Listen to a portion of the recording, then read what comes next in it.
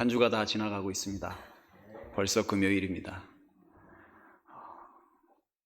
오늘의 말씀은 시편 23편입니다.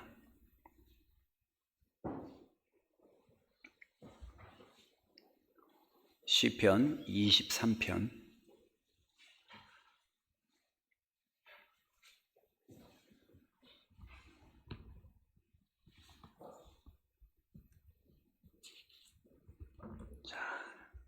다 함께 읽겠습니다. 여호와는 나의 목자시니 내게 부족함이 없으리로다. 그가 나를 푸른 풀밭에 누이시며 쉴 만한 물가로 인도하시는도다.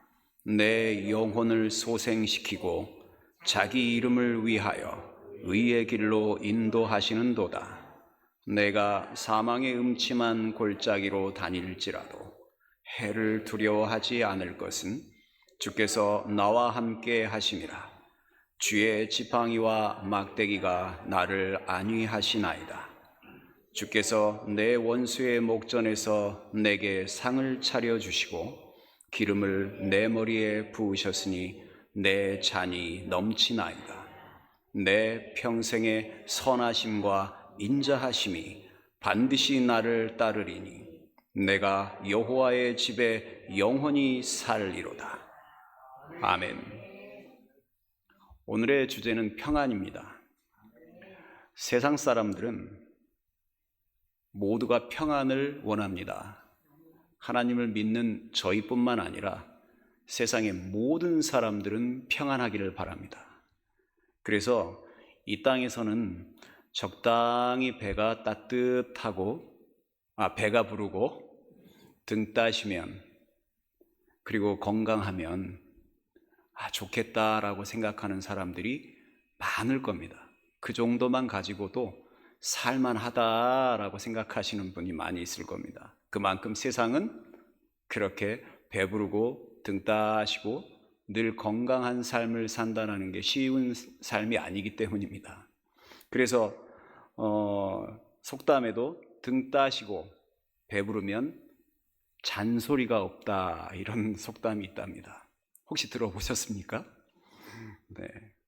여튼 그렇습니다. 그래서 세상에서 우리가 정말 등 따시고 배부른 정도, 그것 말고라도 어떻게 보면은 세상에서 그 정도에서 조금 더 쓰자면 자동차도 좀 한 대 가지고 있고 집도 이렇게 좀 가지고 있고 또 명예도 좀 있고 그렇게 사는 분들이 꽤 또 있습니다.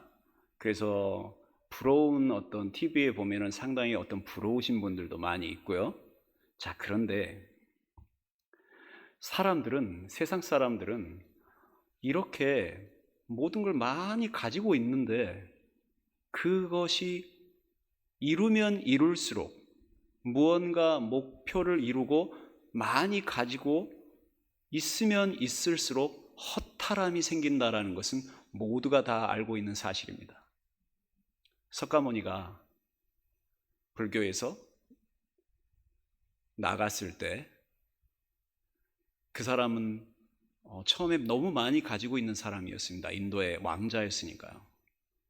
그리고 그 사람이 밤새 잔치하고 방탕한 어떤 그런 왕자로서 삶을 살다가 이렇게 상여가 지나가는 것을 보고 자기 가족 모두를 다 버리고 삶의 모든 걸 다 버리고 보리수나무로 향했지 않습니까? 사람은 그렇습니다. 무엇인가 성취하려고 하면 할수록 허탈함이 생깁니다. 그 이유가 바로 무엇이냐? 죽음입니다. 무언가 가면 갈수록 결국은 죽음으로 가기 때문에 이 모든 것들이 허탈한 것입니다. 교회가 세상 건물에 비해서 어떻습니까? 아주 작죠. 세상의 건물들은 지금 너무 높게 올라가서 이 교회라는 건물이 그 세상 건물들 사이에서 어떻게 보면 보이지 않을 만큼 그렇게 사실은 위상이 작아졌습니다. 그런데 그 그 많은 건물들, 바벨탑 같이 그렇게 큰 세상의 많은 건물들도 결국 사망이라는 그 두 단어에 온전히 무너져 버립니다.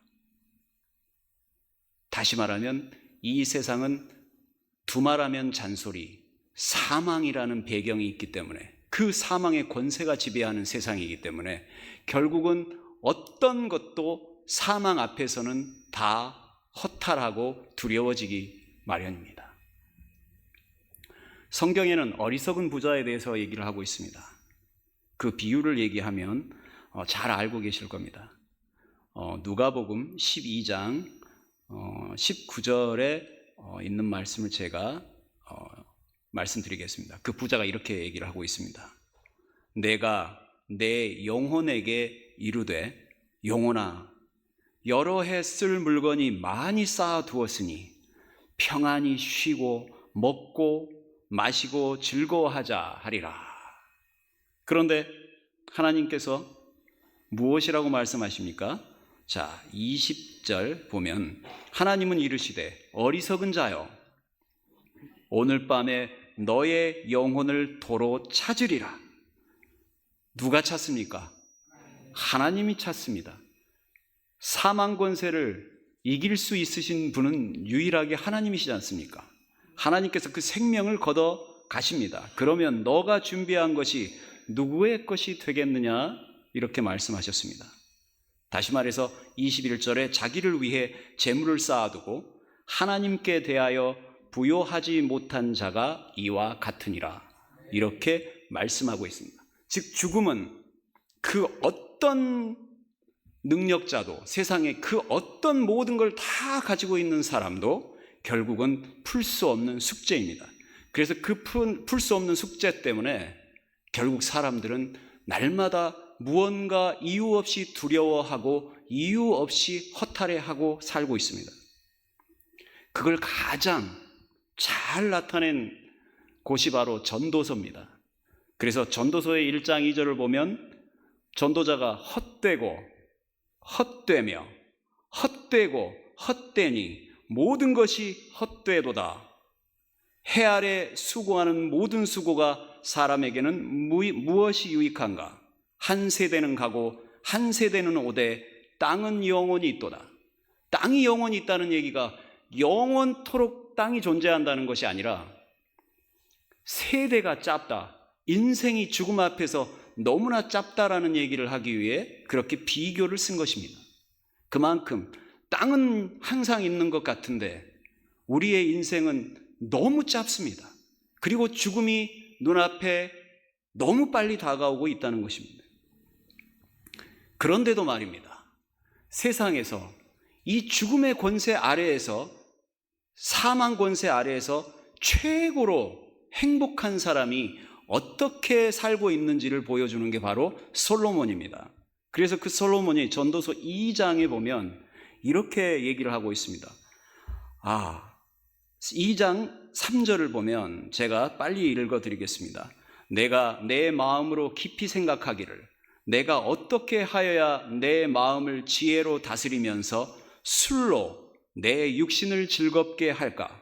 또 내가 어떻게 하여야 천하의 인생들이 그들의 인생들을 살아가는 동안 어떤 것이 선한 일인지를 알아볼 때까지 내 어리석음을 꼭 붙잡아 둘까 하여 나의 사업을 크게 하였노라. 집들을 짓고 포도원을 일구고 동산과 과수원을 만들고 각종 과목을 심었으며 그 수목을 기르는 살림에 물을 주기 위해 못들을 팠다고 합니다. 내 주변에 나무를 심어놓고 그 나무 주변에 물을 주기 위해 못을 팠습니다. 남녀 노비들을 사고, 그 다음에 종들을 낳기도 하고, 그 다음에 먼저 예루살렘에 있던 모든 자들보다도 내가 소와 양떼의 소유를 더 많이 가졌으며 금과 왕들이 소유한 보배와 여러 지방의 보배를 나를 위하여 쌓고 또 노래하는 남녀들과 인생들이 기뻐하는 처와 첩을 많이 두었노라. 정말 세상에서 가질 수 있는 인생의 모든 욕망에 관한 것들 말입니다. 내가 이같이 찬성하여 나보다 먼저 예루살렘에 있던 모든 자들보다 더 창성하니 내 지혜도 내게 여전하도다. 그러면서도 지혜까지도 여전하다고 하는 것입니다. 전도서 2장 10절, 무엇이든지 내 눈이 원하는 것을 내가 금하지 아니하며, 인생에서 내가 할 수 있는 모든 것을 다 할 수 있다는 바로 그 사람이 솔로몬이었다는 겁니다. 무엇이든지 내 마음이 즐거워하는 것을 내가 막지 아니하였으니 이는 나의 모든 수고를 내 마음이 기뻐하였음이라. 이것이 나의 모든 수고로 말미암아 얻은 몫이라. 최고의 목, 인생에서 그가 가질 수 있는 모든 것을 다 해버린 것입니다. 세상 사람들이 가지고 싶어하는 모든 것을 다 했습니다. 여기에서. 그러나 전도서 2장 11절을 보십시오. 그 후에 내가 생각해 본즉 내 손으로 한 모든 일과 내가 수고한 모든 것이 다 헛되어 바람을 잡는 것이며 해 아래서 무익한 것이로다. 사망 권세 아래서 아무리 모든 것을 다 얻어도 결국은 헛되다고 얘기하고 있습니다. 결국 이들은 왜 헛되겠습니까? 솔로몬은 사망 권세에서 져버린 사람입니다. 솔로몬은 하나님을 믿지 않고 있는 상황이었습니다. 당시에 이러한 것을 할 때. 다시 말하면 인생에서 사망 권세를 쥐고 있는 하나님을 온전히 믿지 못한 패배자였던 것입니다. 사망 권세에 눌려 있는 사람이었습니다. 그러니 이런 것들이 무슨 필요가 있겠습니까? 그런데 말입니다. 시편 39편을 펴보시면 다윗의 시가 나옵니다. 다윗은 솔로몬의 아버지 아닙니까?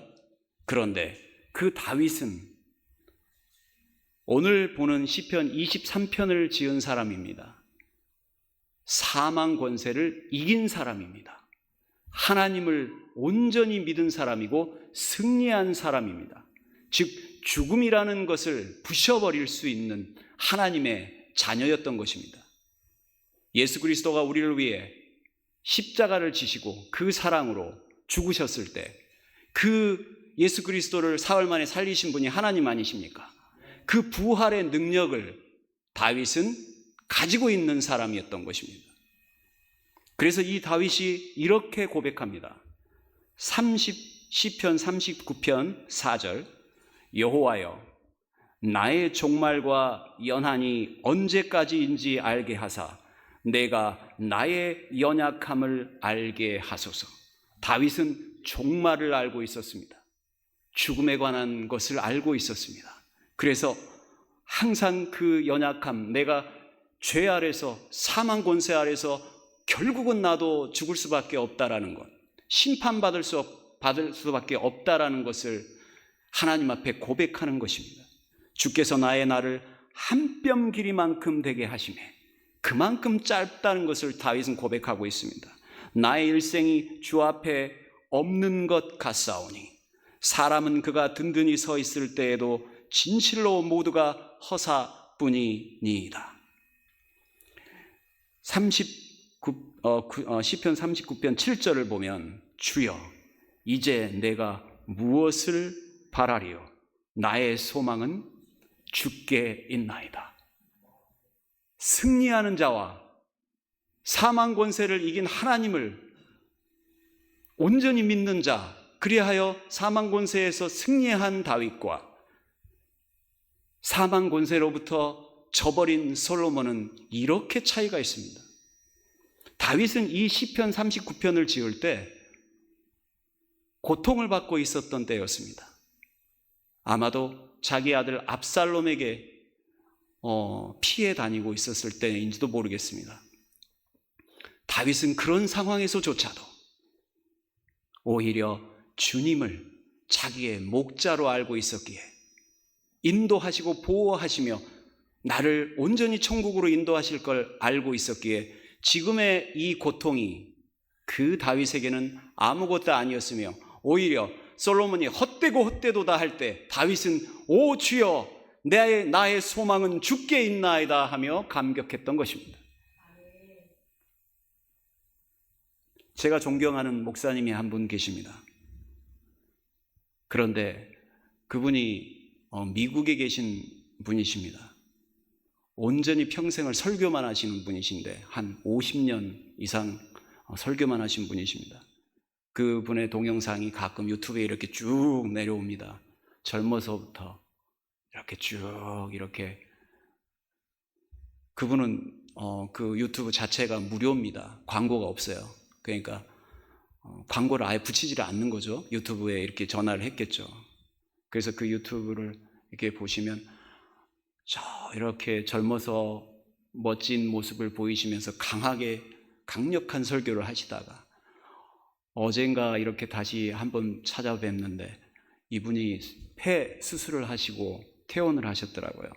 근데 연세가 한 이제 80 중반 정도 되신 걸로 알고 있어요. 그런데도 여전히 활동을 하시는데 그분들이, 그 교회가 그 목사님을 놓지를 않는 거예요. 왜냐하면 그 목사님이 너무 말씀을 진실하게 하고 하나님의 종이다 보니까 나이와 상관이 없는 거죠. 그런데 이분이 목소리를 제가 들었는데 순간 깜짝 놀랐어요. 거의 힘이 없으시고 숨을 거의 이렇게 가까스로 내쉬면서 말씀을 내뱉는 거예요. 그때 이분이 예전에 하신 말씀이 생각이 났어요.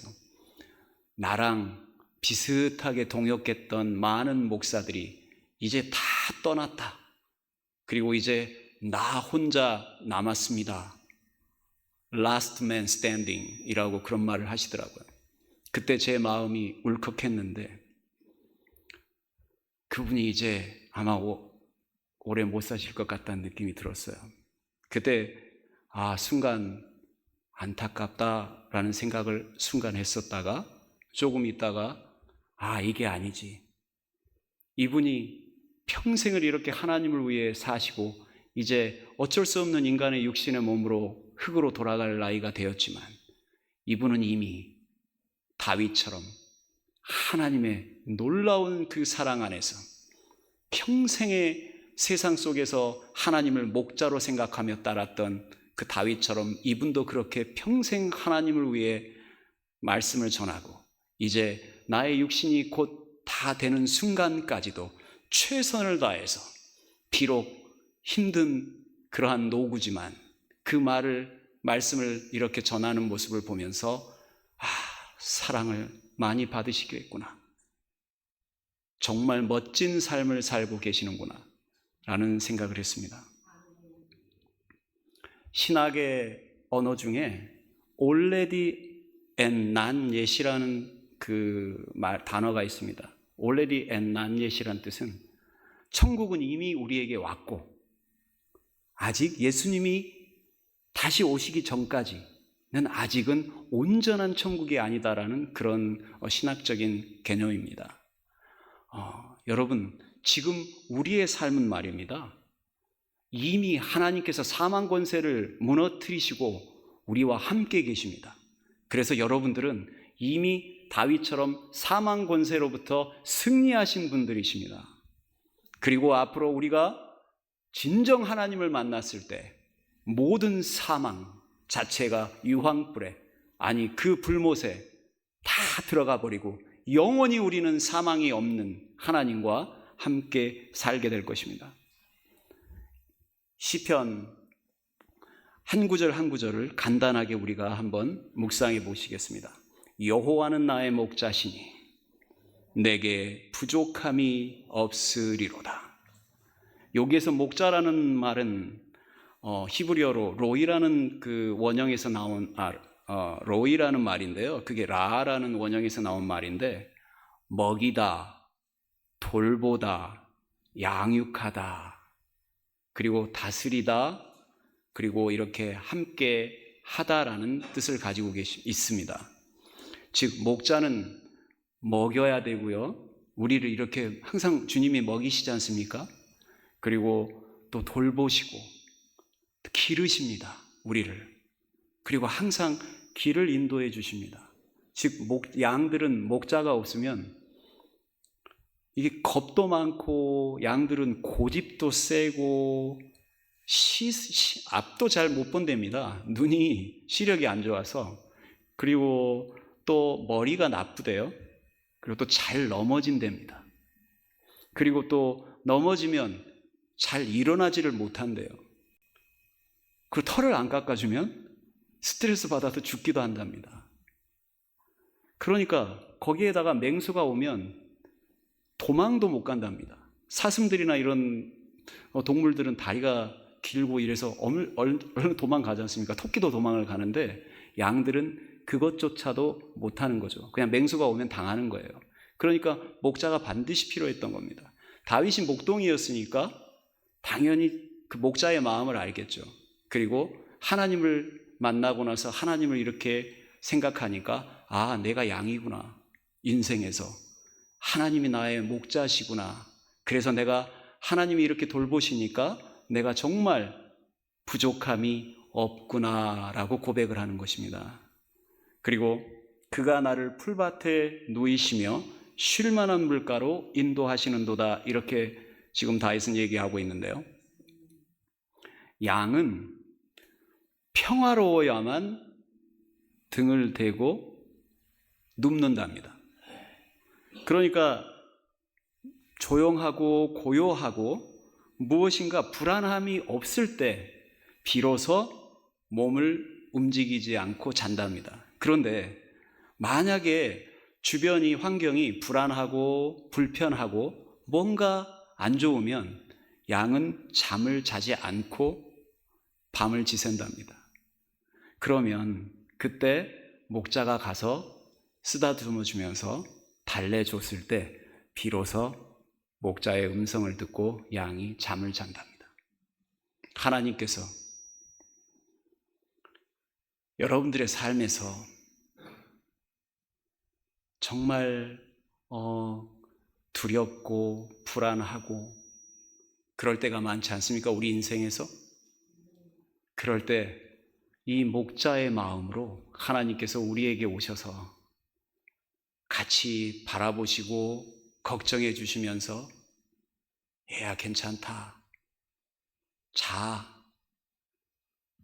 푹 자야지 또 건강해질 거 아니야, 걱정하지 마, 내가 다 알아서 해줄 건데 왜 걱정해, 하면서 이렇게 양을 보듬듯이 우리를 항상 인생에서 보듬어 주신다는 것입니다. 쉴만한 물가, 아무데나 데려가는 게 아니라 정말 귀하게 목자가 장소를 정해놓고 양들이 안전하게 먹을 수 있는 물가로 목자는 인도한다는 것입니다. 내 영혼을 소생시키시고 자기 이름을 위하여 의의 길로 인도하시는도다. 바닥에 넘어져서 양이 한번 넘어져서 바둥바둥 되면은 절대 못 일어난답니다. 양이 그렇게 참 좀 그래요, 들어보면. 그래서 우리도 그렇지 않습니까? 절망적인 순간 여러분들 많이 있으시죠? 예를 들어 사별을 한다거나 부모님과 이별을 한다거나 아니면 상상할 수 없는 절망적인 일들이 참 많이 있습니다. 내가 아무리 발버둥을 쳐도 일어날 수 없는 그런 상황들 말입니다. 벼랑 끝에 있는 인생처럼 우리의 삶에서 내가 아무리 일어나려고 발버둥을 쳐도 결국은 일어나지 못할 때 목자가 오셔서 양을 일으켜 주듯이 하나님께서 우리를 일으켜 주시는 겁니다.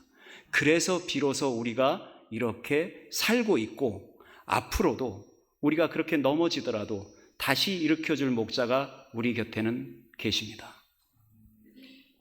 내가 사망의 음침한 골짜기로 다닐지라도 해를 두려워하지 않을 것은 주께서 나와 함께 하심이라. 주의 지팡이와 막대기가 나를 안위하시나이다. 주께서 내 원수의 목전에서 내게 상을 차려주시고 기름을 내 머리에 부으셨으니 내 잔이 넘치나이다. 우리의 삶에서 우리를 고통스럽게 하는 사람이 참 많이 있습니다. 특히 영적인 하나님의 자녀가 온전히 하나님의 길을 걸으려고 할 때 정말 많은 사람들이 괴롭힙니다. 그럴 때 하나님께서는 결국 여러분의 편에 서셔서 그들을 고개 숙일 수 있게 하십니다. 우리가 사랑으로 그들을 대하고 가만히 있으면 어느 순간에 하나님께서 미워하는 사람들이 나에게 다가와 용서를 빌 때가 오거나 아니면 저를 인정할 때가 올 것입니다. 왜냐하면 하나님께서 원수의 목전에서 우리에게 상을 차려주시고 우리의 향유를 발라 우리를 향기나게 하시기 때문입니다. 마지막으로 주님께서 내 평생의 선하심과 인자하심이 반드시 나를 따르리니 내가 여호와의 집에 영원히 살리로다. 이렇게 다윗이 얘기하듯이 우리 주님께서는 이 땅에서뿐만 아니라 우리가 영원토록 천국에서 영원토록 하나님과 영원히 산다라는 그 확신을 우리에게 주십니다.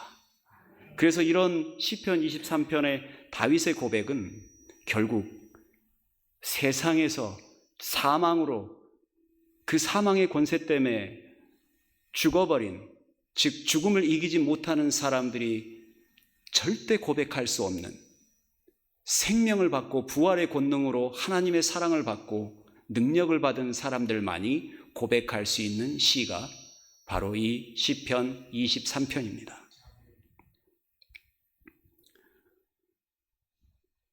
조금 있으면 고난주간입니다. 그렇죠? 지금이 사순절 기간이고요. 십자가, 그걸 통해 목자 되신 우리 예수께서 나는 선한 목자라, 나는 내 양을 알고 양도 나를 아는 것이 아버지께서 나를 아시고 내가 아버지를 아는 것 같으니 나는 양을 위하여 목숨을 버리노라 라고 말씀하셨습니다. 그리고 부활하셨습니다. 이제 여러분, 우리는 말입니다, 우리를 사랑하셔서 평생 목자로 계신 우리 하나님, 예수님, 성령님, 그분 때문에 우리는 날마다 부족함 없이 인생을 살 것이며 거기에 더하여 영원토록 그 하나님, 목자 되신 하나님과 사는 희망 속에 살 것입니다. 같이 기도하시겠습니다. 우리 목자 되신 하나님, 우리가 이렇게 발버둥치며 일어나지 못할 때 우리에게 오셔서 우리를 위로하시고 걱정하시며 우리를 일으켜 주셨던 그 모든 삶들의 경험들을 다시 한번 생각해 봅니다.